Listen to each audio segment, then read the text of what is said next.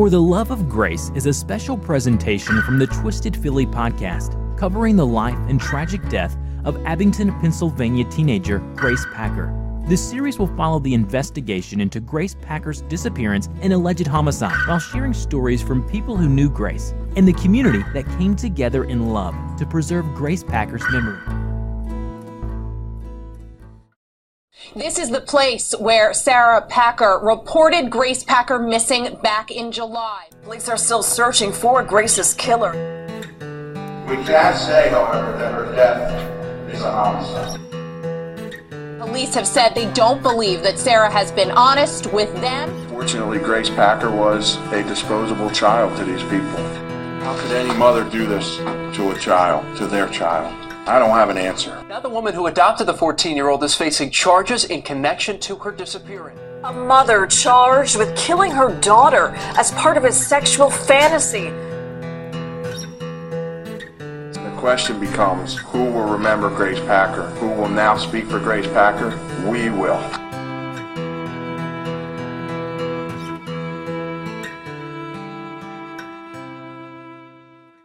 This is what we knew long before December 22nd and December 30th of 2016. The history of Abington Township in Pennsylvania dates back to before the Revolutionary War. In 1683, just 1 year after William Penn arrived in America, he was deeded the land between Neshaminy and Pennypack Creeks, an area north and west of Philadelphia. This deed featured a mix of signatures, those of Native American tribe members, William Penn's representatives, and one signer reported to be the original chief of Tammany. The chief and his tribe received a number of various goods as payment for the land: shoes and stockings, looking glasses, and of course guns. 4 years later, William Penn was deeded an additional parcel of land, giving him what encompasses most of what we now consider the town of Abington. 150 years later, Abington featured about a dozen homes, a church for worship, and a tavern for socializing and drinking, a few small stores, and a boarding school. You may not know this, but two of the oldest roads in Pennsylvania run through Abington: Susquehanna Street Road, we've since dropped the word street, and Old York Road. By the turn of the century, Abington had grown. The railroad came to Abington, and along with it, people traveling from other parts of the state and the country. The town opened its first fire station in the late 1880s and its first hospital in the early 1900s. Over the past 100 years, the city of Abington has continued to flourish with good schools, good neighborhoods, lots of commerce and retail. In fact, 18 years ago, my bridesmaids found their dresses at a bridal shop in Abington. I wish I could say I'd selected dresses they could wear again, but alas, I did not. Abington is a typical modern suburban town with a long history in Pennsylvania as one of Montgomery County's oldest communities.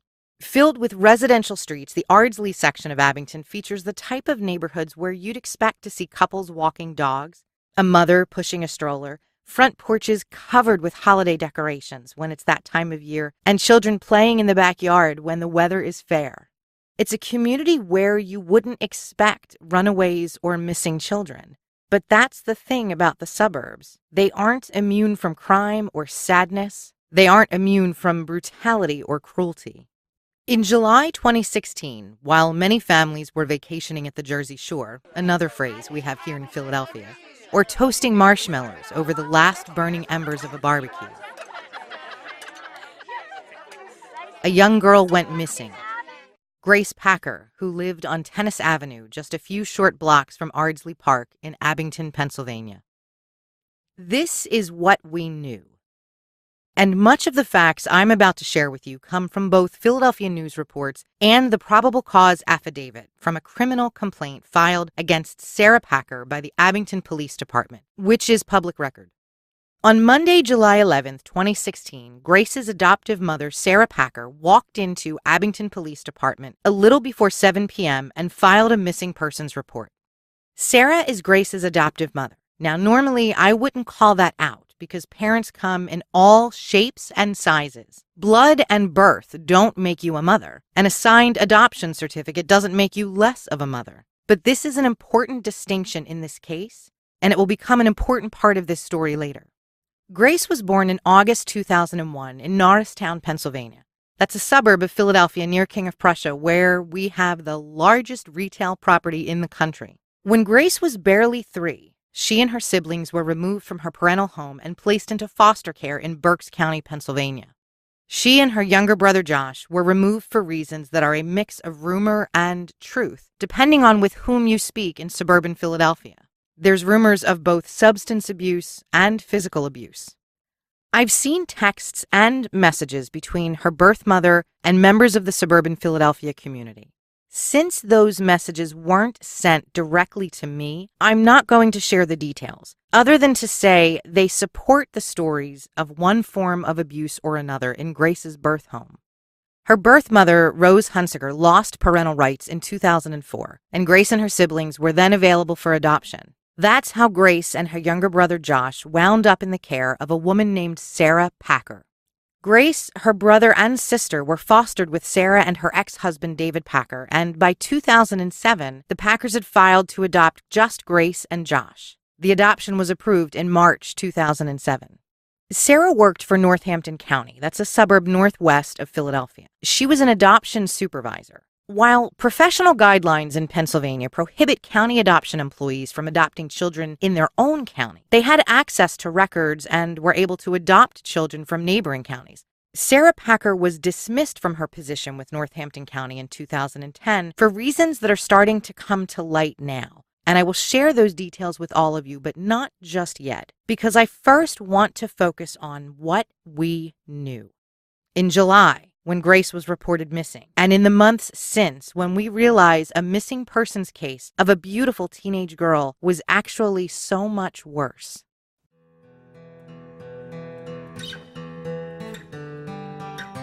According to Sarah Packer's statements to police when she reported Grace missing on July 11th, Grace was last seen 3 days earlier on July 8th around 9:30 at night.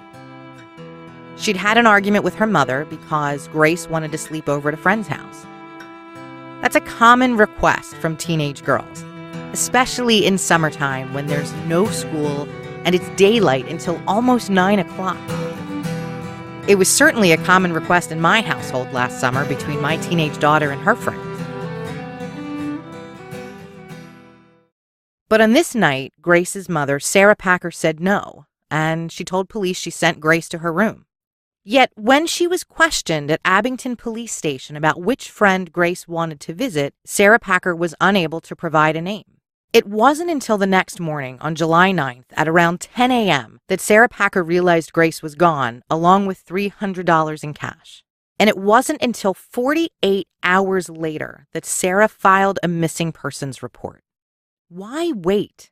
Grace Packer wasn't an adult with access to a car or financial resources, regardless of the $300 her mother claimed she took with her.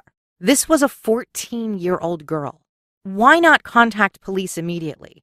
That's a question I couldn't answer at the time. But according to Sarah Packer, this was not the first time Grace left home. Sarah told police Grace suffered from behavioral disorders and left home for days at a time in the past when she didn't get her way. Sarah claimed to have no idea where Grace might have gone. And on July 11th, Grace Packer was entered into the NCIC database as a missing person. The following day, Sarah Packer was contacted by Abington Police Detective Cindy Pettinato. Detective Pettinato has been with Abington Police for almost 20 years and a detective for the past 6. Her LinkedIn profile features the phrase, protecting and serving the community with pride, and a look of determination in her smile. The detective's initial questions for Sarah Packer were about Grace's supposed behavioral disorders. Sarah was forced to admit that Grace hadn't been formally diagnosed with a specific disorder, but did state Grace was overly stubborn. I can't recall ever reading anything about stubbornness being a behavioral disorder. In fact, if you're the mother of a teenage daughter, you experience a fair dose of stubbornness, and I imagine you might get the same from teenage sons.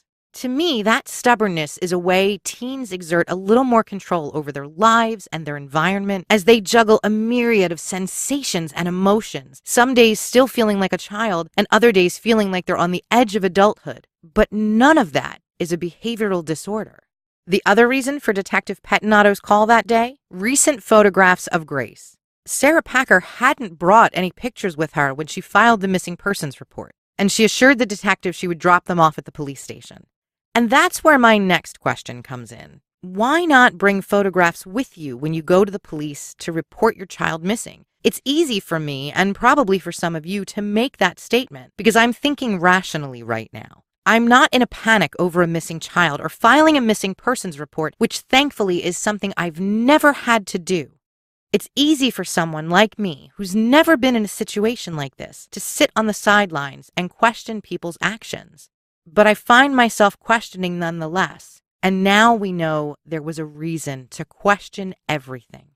After those initial news reports following Grace Packer's disappearance, there wasn't much more in the news about her. There were a few articles in Montgomery County newspapers in early September 2016, and that was about it. On September 7th, the Abington police posted a missing persons flyer for Grace Packer on their Facebook page. Per Abington Police Deputy Chief John Livingood, who was quoted in the Glenside Times Chronicle, he said both the police and Grace's family thought she was a runaway. Not knowing the Packer family, I can't say whether that assumption made sense at the time, and considering what we now know, the story of Grace Packer's disappearance was complete and utter bullshit. It was a tangled web of falsehoods and feigned concern.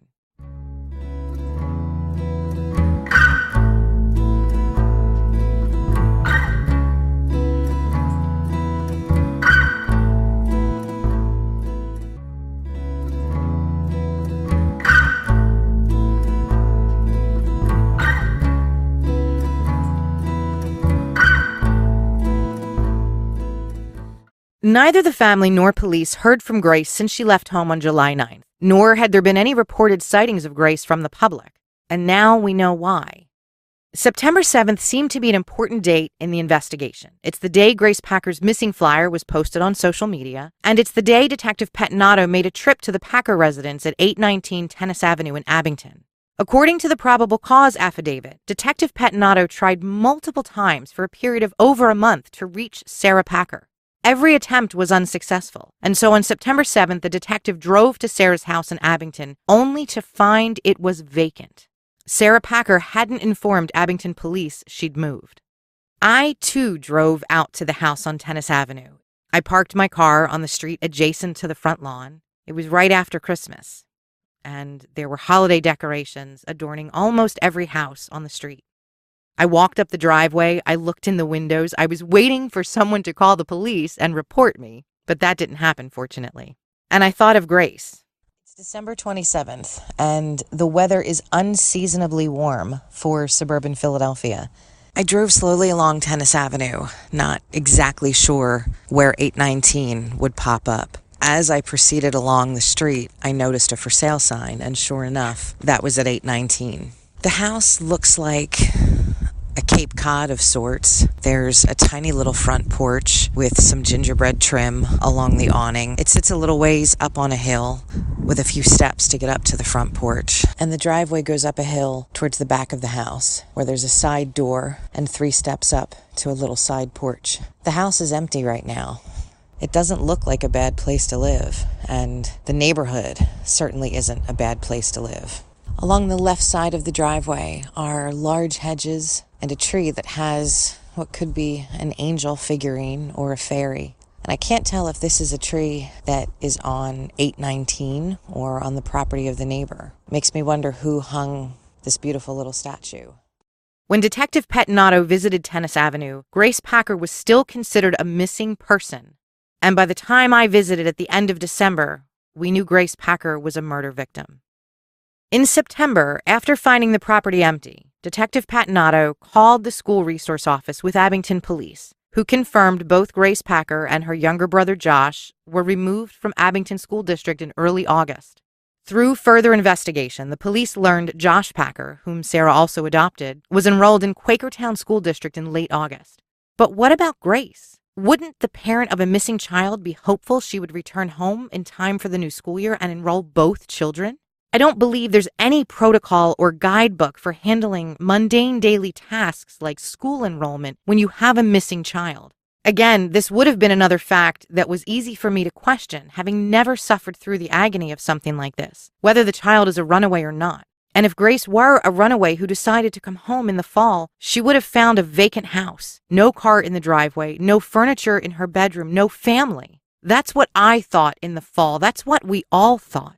But now we know why Sarah Packer left. We know why Sarah never bothered to enroll Grace Packer in Quakertown School District, because she knew Grace was never coming home. The other important detail about September 7th is it's the day Sarah Packer finally returned the detectives multiple voicemails. I can only assume once Sarah Packer learned the Abington police were aware of her relocation, she felt compelled to return their calls. That's merely an assessment on my part, an opinion not based in any fact, because we can't truly know what prompted Sarah to get in touch with Abington police after little to no communication from her for almost 2 months.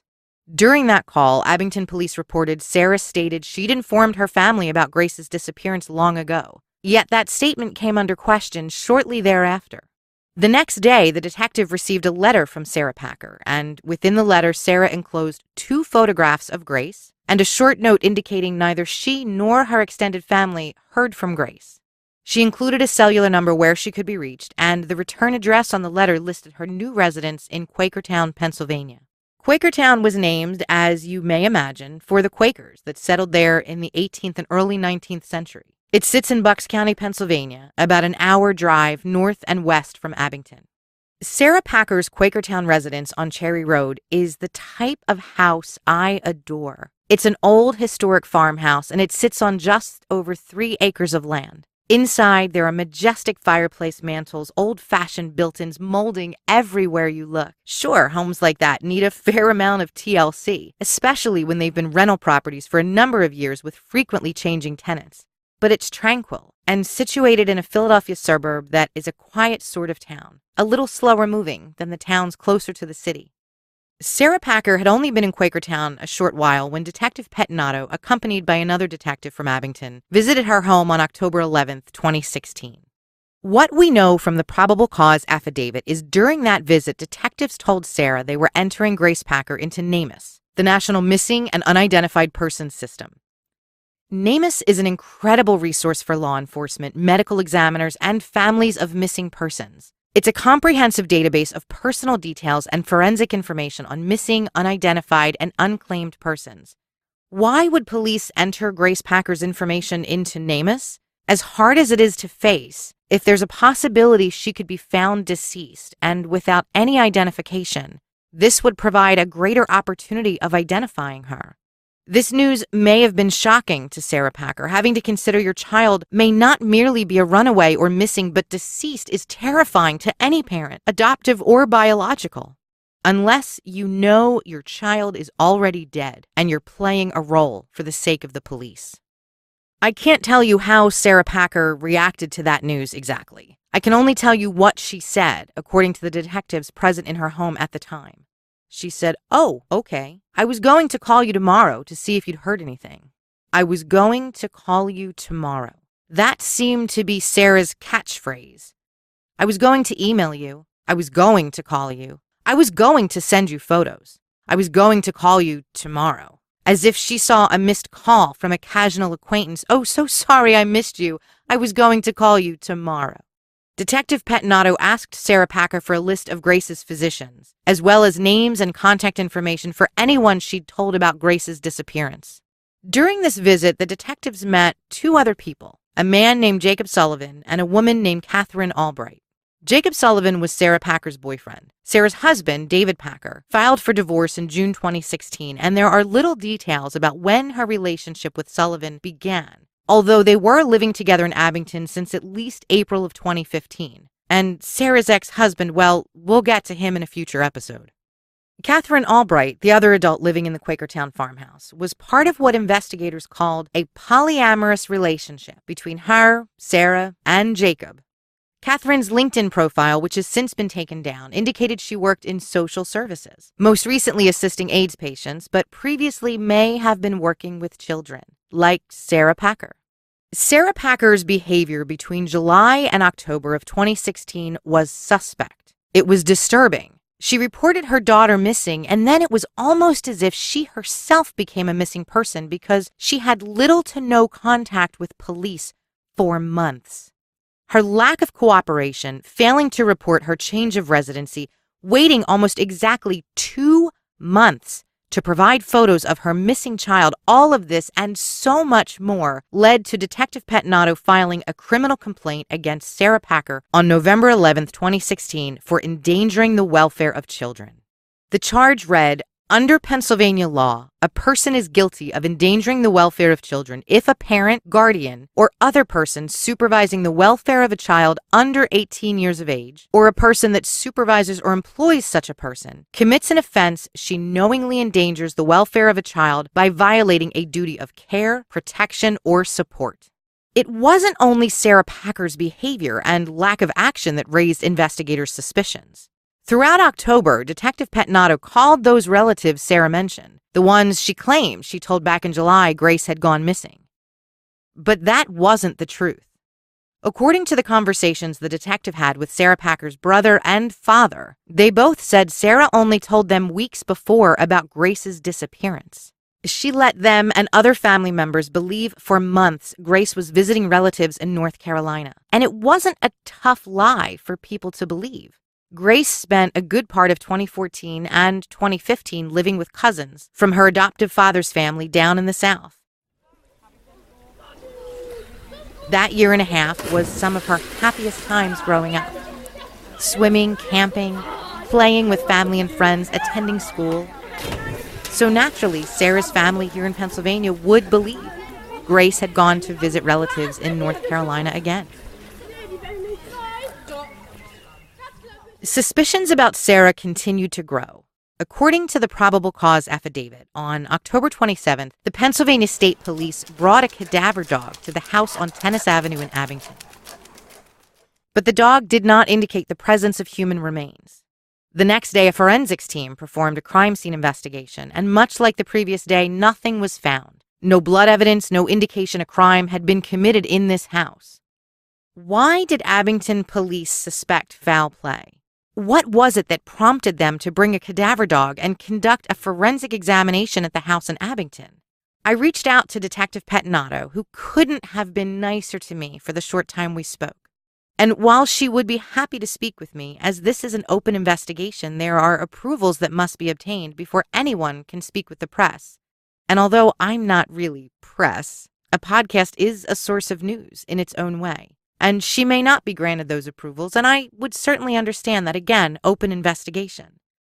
A few days after the investigation at Sarah Packer's residence in Abington, detectives learned that she continued receiving Social Security benefits for Grace Packer during the entire time Grace had been missing.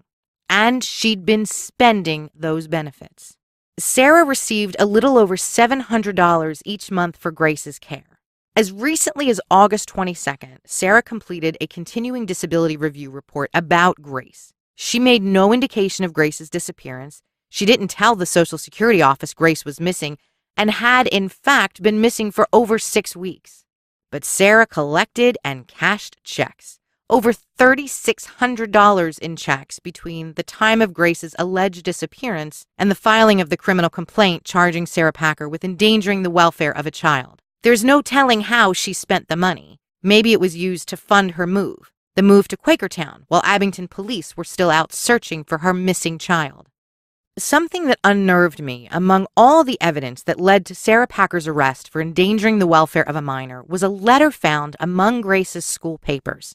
It was found in early November, although the letter was thought to be from March 2016. It was typed. There was no signature, no butterflies. Grace loved butterflies so much so that when she signed her name, she wrote Gracie and drew butterflies flying out of the letter I. Grace was 14. Teenage girls do not write notes on their computer. Sure, they do homework on a computer, and they text if they have a phone. They Snapchat. They draw pretty pictures around their names. Hell, they even write on their chucks, which is something I thought only teenage girls did in the 80s like me, but they do it today too. Finding a typed letter from Grace Packer stating she felt like she was a burden on her family and wanted to leave was simply ridiculous. Grace enjoyed being in Abington. I met families. I've met so many people who knew Grace, who knew of Grace. Their children attended school with her. Some of them were even dear friends with Grace Packer. She didn't want to leave Abington. She knew she was probably moving over the summer, and she was sad to say goodbye to her friends. That letter doesn't make sense. It doesn't make sense on the surface, nor did it make sense to investigators, who stated the letter, word choice, and style were not at all indicative of a 14-year-old girl with Grace Packer's academic or social skills.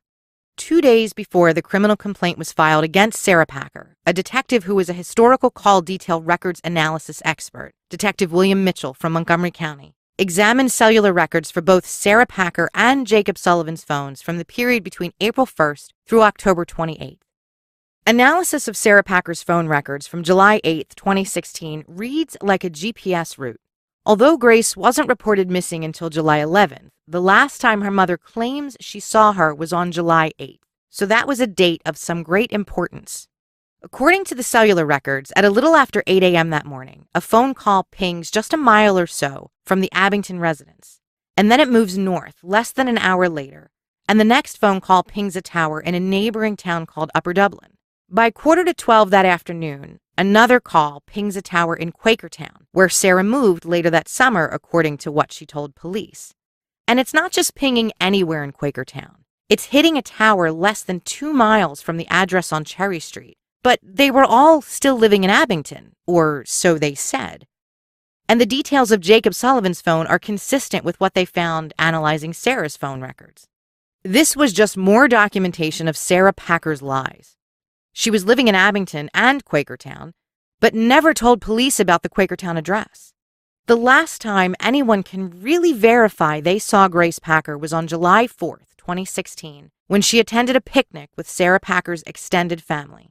Sure, her mother said she didn't disappear until the 8th, but no one could prove that. Sarah Packer avoided detectives' phone calls, waited for months before providing photographs of Grace, moved and never told police, received and cashed Social Security checks for her missing child, and never registered her daughter in the school district where she now lived. Whether or not that's suspicious behavior may be a matter of opinion. It is certainly my opinion, and it is, in the eyes of the law, endangering the welfare of a child. Sarah Packer was arrested and jailed on November 12, 2016, in Montgomery County Prison, and she was held on $200,000 bail. She was unable to make bail, so there she sat until December 23rd, when a bail hearing was held. Her bail was reduced to $20,000, and her boyfriend Jacob Sullivan paid her bond. She was released and home in time for Christmas. But there's no one there, no one there, there's no one here with me, no one. That was what we knew. That was all we knew. A little girl had been missing for almost 6 months. A community was struggling with what happened. Why had she disappeared? Did they have anything to fear for their own children? And that's when everything changed. On December 22nd, Montgomery, Bucks, and Lucerne counties in Pennsylvania held a press conference alerting the community that Grace Packer's remains had actually been found on October 31st. She was unidentified, and it took investigators weeks to determine who she was because she had been dismembered. A tragic ending. Police say this 14-year-old girl has been found murdered months after she disappeared. Grace Packer was last seen in Abington over the summer. Today, police revealed her body was found more than 100 miles away in Luzerne County. On October the 31st, more than 2.5 months after Grace Packer was reported missing by her mother, 2 hunters found her dismembered remains in a wooded area of Bear Creek Township in Luzerne County. She was unidentified at that time. Her remains were found in upstate Pennsylvania. She was 14 at the time of her death. She missed her 15th birthday. She missed prom. She missed getting her license. She missed seeing her family in North Carolina swimming in the warm summer sun. She missed everything that might have been this little girl who loved butterflies. As if the news on December 22nd wasn't bad enough, a little over a week later, we learned her mother, Sarah Packer, and Sarah's boyfriend, Jacob Sullivan, were arrested for her murder. And the details that began pouring out of multiple counties outside of Philadelphia came fast and furiously. Tales of alleged abuse, not only of Grace at the time of her death, but years before when she was younger, abuse towards other foster children in the Packers' care, and alleged abuse of power by Sarah Packer using her role in Northampton County as an adoption supervisor to position herself to have access to whatever children she wanted. Over 30 children ushered in and out of her home as foster children, subjected to God knows what. We learned why she was terminated from her job. We learned why her ex-husband was incarcerated. We learned Sarah Packer and Jacob Sullivan allegedly killed Grace as part of a year-long rape and murder fantasy. The last 18 hours of Grace Packer's young life were terrifying.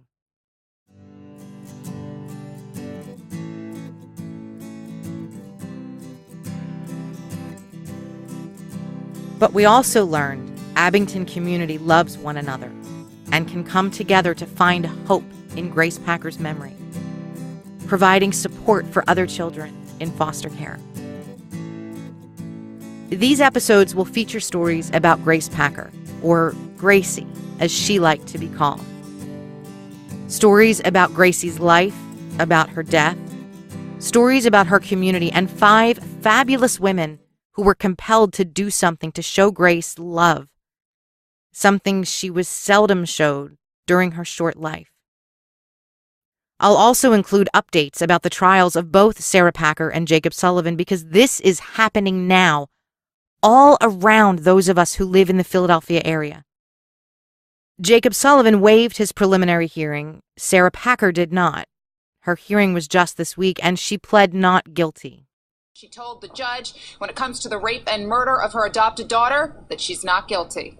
She's charged with a lot of things that we allege she did not do. We're not here to say that she wasn't involved at all, but that's how things work out. There's a lot to go. The investigation is still ongoing, and we'll determine what her role was or wasn't. Jacob Sullivan's arraignment is later this month. Pennsylvania Bucks County District Attorneys are considering whether or not to recommend the death penalty. It's been a long time since Pennsylvania put anyone to death, almost 30 years, and that was Gary Heidnik in 1989. We'll talk with members of the Abington community and the founders of On Gracie's Wings, the charity formed in honor of Grace Packer that has already established scholarships in her name. They've also got a storage unit filled floor to ceiling with clothing donations for children in foster care. We will follow Gracie's story until her murderers are in prison, and will follow Gracie's legacy as the community of Abington cares for other children through On Gracie's Wings. I hope you'll follow Gracie's story with me. Thank you to Emmy Sarah for the music you heard in this episode. You can download Emmy's music on iTunes and find out more about her on her website at emmysarah.com. That's E-M